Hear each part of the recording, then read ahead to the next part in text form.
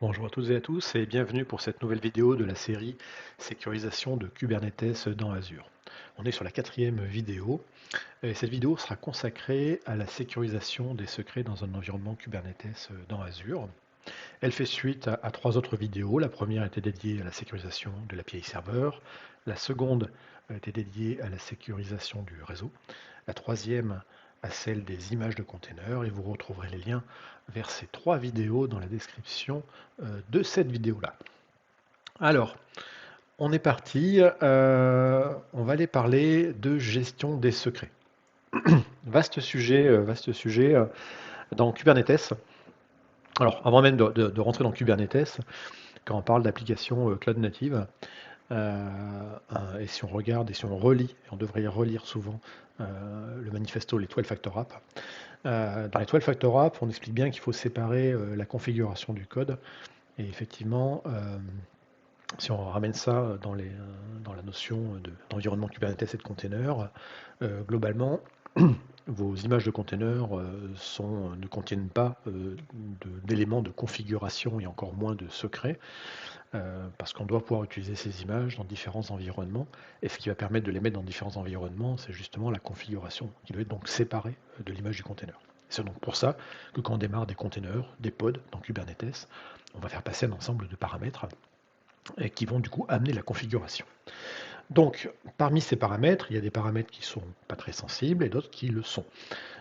Du coup, dans Kubernetes, en fait, on a deux objets qui existent. On a les config maps qui vont amener, on va dire, de la configuration au sens large, et puis on a les secrets qui sont censés amener les choses dites sensibles. Alors, c'est quoi un secret? Ça peut être un mot de passe, ça peut être une clé, ça peut être une clé d'API, un token, etc. Donc des choses qui sont sensibles et qu'on ne doit pas normalement laisser comme ça, entre guillemets, en clair. Alors, point important à savoir, si vous ne le savez pas déjà, c'est que dans Kubernetes, toute la config de Kubernetes, y compris les config maps et les secrets, sont stockés dans la base de TCD. Donc la base de configuration du cluster. Cette base est chiffrée à Trest. Ça veut dire que si potentiellement on faisait une extraction d'un disque dur contenant cette base de données, enfin cette base clé valeur, ou si on récupérait les fichiers, l'information elle est censée être protégée parce qu'elle est chiffrée à Trest.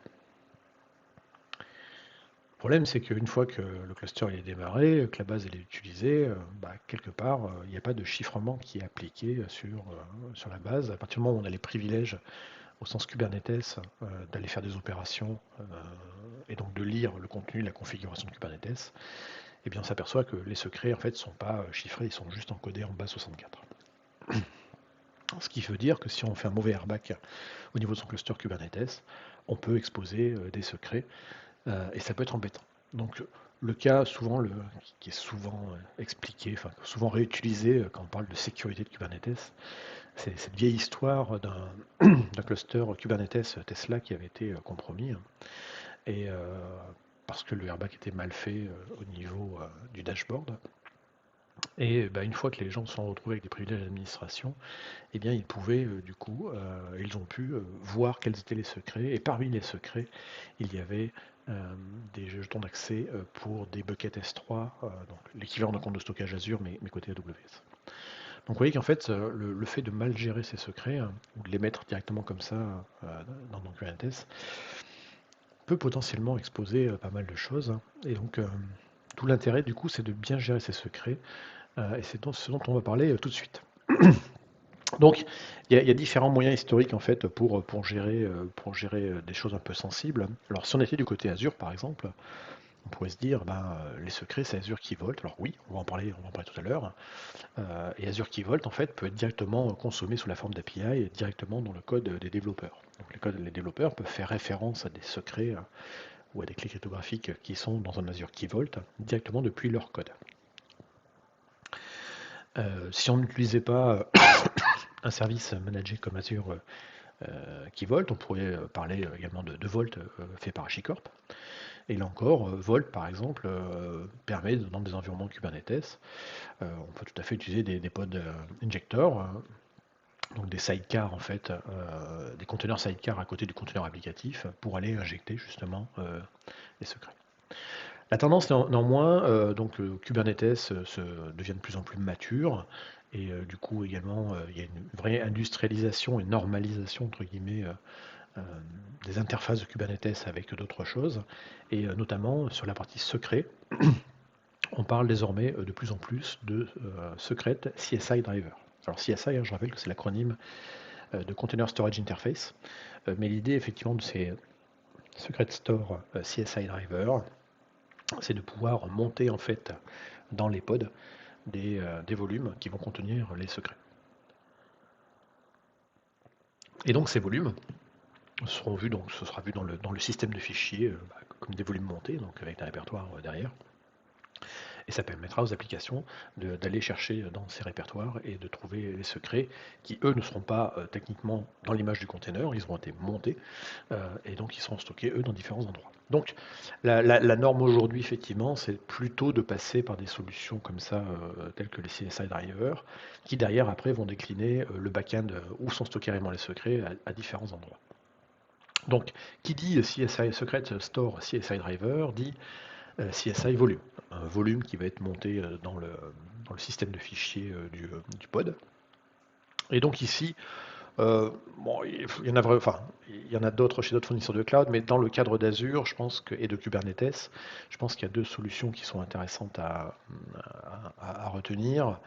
Soit vous êtes déjà utilisateur d'HashiCorp Vault dans d'autres plateformes et vous souhaitez du coup avoir la même approche un peu partout. Et du coup, on a des CSI Secret Store, des Secret Store CSI Driver pour HashiCorp Vault qui vont permettre du coup de monter des secrets qui sont stockés dans Vault comme des volumes effectivement au niveau des pods des containers. Donc c'est plutôt bien documenté. Vous avez tout le détail derrière. Donc on vous dit effectivement, on a un provider qui va permettre d'utiliser des CSI Secret Store Volume. Voilà, rien d'extraordinaire. Et puis on vous explique un petit peu ce que ça va apporter, comment ça va se faire. Alors on est d'accord que à partir du moment où on va utiliser ces drivers, il va y avoir besoin bien entendu de s'authentifier auprès de l'endroit où sont stockés les secrets. Donc là du coup, si on est dans le cadre de Vault, et bien effectivement, il y aura une authentification auprès de Vault à faire, et là vous avez tout le détail derrière et le paramétrage.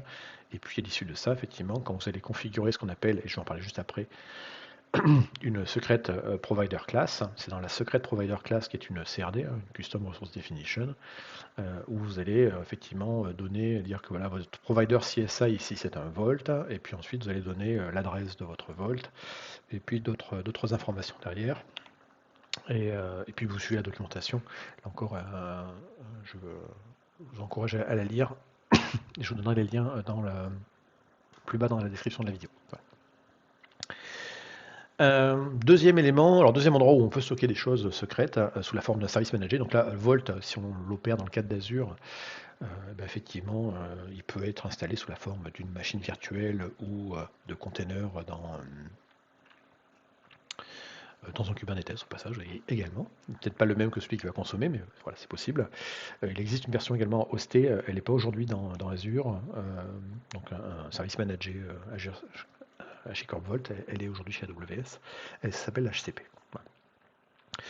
Deuxième endroit, donc si on veut un service manager qui est du côté de Azure, ce qui paraît un peu logique effectivement si on a sa plateforme côté Azure, c'est de prendre Azure Key Vault. Donc Azure Key Vault, lui aussi, va disposer en fait de ces Secret Store CSI Drivers spécifiques qui vont permettre de monter dans des volumes CSI, donc dans les pods, du coup des secrets derrière. Donc, je rappelle que Azure Key Vault peut contenir différents types de choses secrètes. Alors, il y a la notion vraiment de secret dans Key Vault qui est une chaîne de caractères. Mais typiquement, un token, une clé d'API, une clé de compte de stockage, un mot de passe, la partie publique ou privée d'une clé privée, d'une clé SSH, là encore c'est un secret. La partie plutôt privée que la publique. Un Key Vault peut contenir également des clés. Des clés, là, c'est au sens cryptographique. Et un Azure Key Vault peut contenir des clés cryptographiques asymétrique, donc de type RSA ou de type courbe elliptique. Et puis un Azure Key Vault peut contenir également des certificats. Donc ça, c'est les différents types de choses secrètes qu'on peut mettre dans un Key Vault. Et pour accéder à un Key Vault, je rappelle que c'est pas open bar. Et on va passer par l'authentification. Et qui dit authentification dans Azure, dit Azure Active Directory. Et là, pour le coup, on va en fait avoir des pods qui vont avoir besoin d'accéder en fait à des choses dans le Key Vault. Et au travers ici du Secret Store CSI Driver, quand on configurera ce qu'on appelle une Secret Provider Class, eh bien on définira finalement la méthode d'authentification. Donc nous aurons un exemple tout à l'heure. Donc globalement ici, soit on va avoir une authentification parce qu'on aura donné des identités au pod, soit on utilisera des User Managed Identity ou des System Managed Identity, auquel cas on pourra appliquer ces identités managées à des ressources Azure, en l'occurrence ici les VM-Scale 7 qui assurent les node pools en fait, du cluster Kubernetes. Donc cette CRD, je vous montrerai tout à l'heure comment on peut la configurer. Notez que les Secret Store CSI Driver intègrent des mécaniques également de synchronisation avec les secrets de Kubernetes, et qu'on a également des mécaniques derrière qui existent en termes de rotation. L'intérêt étant effectivement que les administrateurs des Key Vault, donc on va dire les gens dédiés plutôt à la gestion des secrets, puissent éventuellement changer des secrets, des certificats, et donc assurer effectivement que derrière, toute la mécanique va continuer à se faire de manière automatisée, et que tout ça, la rotation va se faire également au niveau de ce qui tourne dans Kubernetes. Donc, comme je disais, et je parlais plutôt maintenant du cas Azure, l'Azure Key Vault Provider pour le Secret Store CSI Driver. Donc, le Secret Store CSI Driver, c'est la truc générique. Et ensuite, effectivement, on a des providers qui vont dépendre en fait des solutions de coffre où on va mettre ces secrets. Donc, dans le cadre d'Azure, effectivement, il va falloir qu'on fournisse une identité à ce provider pour aller effectivement avoir le droit d'aller lire des choses du côté du Key Vault. Donc ça va se faire avec différentes choses, et c'est plutôt assez bien documenté. On va aller le regarder en fait ici avec un exemple assez simple que j'avais fait. Donc, résumé avant de faire la démo, si vous utilisez la HashiCorp Vault, deux grosses options, soit effectivement, je dirais l'option historique, qui est effectivement un agent Vault injecteur, qui sera effectivement un sidecar à côté de votre application et qui va lui se connecter au Vault HashiCorp et injecter les secrets en fait dans le pod. Soit effectivement attacher comme un volume éphémère les secrets avec le Secret Store CSI Driver. Et donc on a la même option sur Azure Key Vault, donc c'est désormais plutôt ces options-là qu'il faut privilégier, c'est le sens de l'histoire en tout cas. Et sur Azure Key Vault, l'autre manière d'accéder à des secrets dans un Key Vault, c'est directement de le faire au niveau applicatif. Mais là, ça veut dire que du coup, vos développeurs maîtrisent spécifiquement les API d'Azure Key Vault derrière. Voilà. Donc le Secret Store CSI Driver pour Azure Kubernetes Service, il va s'installer donc c'est un add-on aujourd'hui, donc vous pouvez installer. Alors si vous êtes en ligne de commande, eh bien en ligne de commande, vous allez activer, donc quand vous allez créer votre cluster, vous allez rajouter l'option "enable add-ons Azure-Key Vault-secrets-provider". C'est également au passage directement disponible également dans l'interface graphique. Et si vous créez un cluster Kubernetes, aussi, on pourrait en créer un ici par exemple.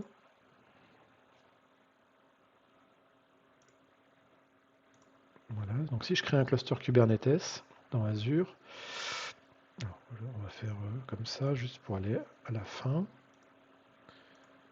Voilà, dans la partie Advanced de l'assistant désormais graphique, vous avez cette fameuse case qui vous permet en fait, si vous la cochez, d'installer le Secret Store CSI Driver. Et du coup, comment ça va se matérialiser? Eh bien, ça va se matérialiser ensuite par un ensemble en fait de pods en fait, qui vont tourner dans le namespace kubesystem. Donc vous voyez qu'il y a deux types de pods. Il y a le pod Secret Store CSI Driver et il y a le provider pour la partie Azure pour les secrets. Voilà. Donc c'est tout ce qui va tourner si vous activez cette fameuse case. C'est déployé, si je me souviens bien, sous la forme d'un daemon set. Donc on devrait avoir du coup une instance par nœud du Kubernetes. Ben voilà, c'est écrit ici, les pods sont chaque monnaie bonne 7. Et là encore, en fonction du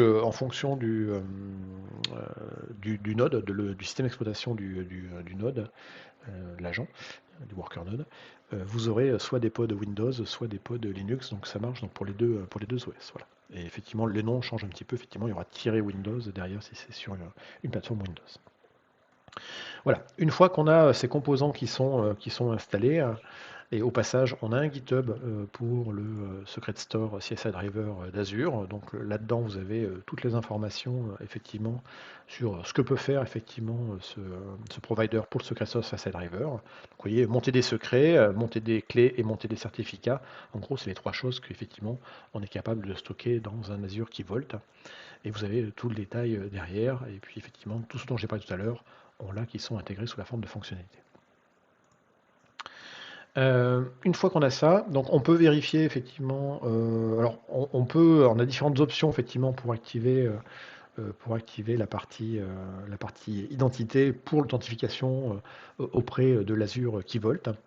Donc il y a différentes options. Dans l'option que j'ai pris ici, je suis allé récupérer l'identité managée de mes workers, donc de mes VM qui sont dans mes node pools. Et donc j'ai pris ici l'identité managée de la John Pool. Donc en gros, mes différents hosts Docker de mon cluster ont le droit ont le droit de faire des appels au Key Vault pour récupérer des choses. On pourrait, comme je l'ai dit, le faire également juste au niveau du pod et pas au niveau complètement du worker. Là encore, ça dépendra de vos contraintes de sécurité. Donc ce qu'on fait, c'est qu'on récupère effectivement les client ID de cette managed identity. Là, ici, dans mon Key Vault, j'ai ici un secret. Donc là, dans la partie secret, j'ai créé Stan secret.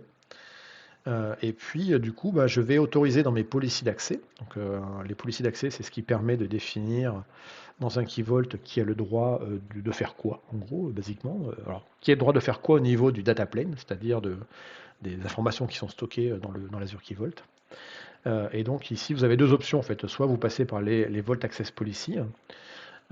Et donc là, c'est ce que j'ai fait ici, où je suis venu rajouter en disant, j'ai rajouté l'identité managée ici de mes VM, de mes node pool Kubernetes, et j'ai autorisé dans les opérations de secret de voir et de lister les secrets. Enfin, de récupérer et de lister les secrets. Là encore, on pourrait également utiliser l'Azure-based, le role-based access control. Donc ça, on va plutôt l'utiliser quand finalement on aura plusieurs identités ou plusieurs clusters.